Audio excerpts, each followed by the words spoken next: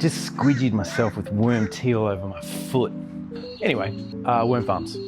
We're going to address a problem. The problem is stinky. Heaps of people have asked, do the worm farms smell? Most of the time they don't smell. These ones have been smelling a little bit only because I overfed them because I had way too much food. When you do that with fruits and veggies, it tends to get a bit rotty if the worms don't get into the food quick enough.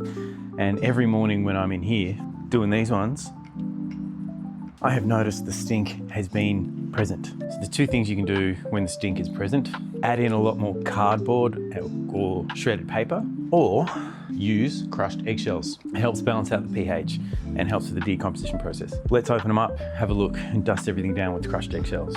Cool, you should be able to see everything from there. Whoa. Okay, so they've ripped through heaps of that food in there. That's looking really good. It's a bit funky down here though. Like, I don't know if you can see that over there. Let's just have a look over here. Yo, yeah, so that's the culprit over here, this stuff. Let me show you. So over in this one, it's the broccoli and the cauliflower. Broccoli there. That's usually the stuff that stinks everything up. But they've really ripped through heaps of other stuff. They've just absolutely torn through it, which is great. Oof, whatever that was, it stinks. But yeah, now that I'm getting close in there, you can definitely smell the stink, but it's the broccoli and the cauliflower. Same over here in this one. Cauliflower is getting a bit moldy down here as well. And then over here, a bit moldy, a bit gross.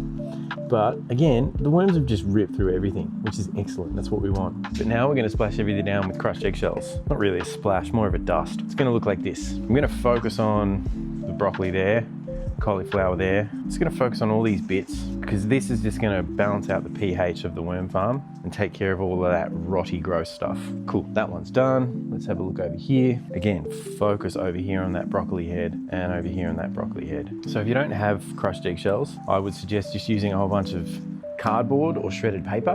Ooh, whatever that is, it stinks. Because the cardboard and shredded paper is going to help soak up excess moisture, which adds to the smell. But that's all we're doing for these ones. So we're going to cover them up. This one over here too.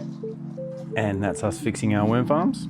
Normally they don't smell. When you overfeed them, they do tend to get a bit stinky. But it's only because the worms can't get in there and eat everything fast enough. And it's usually only things like broccoli definitely has stink and cauliflower.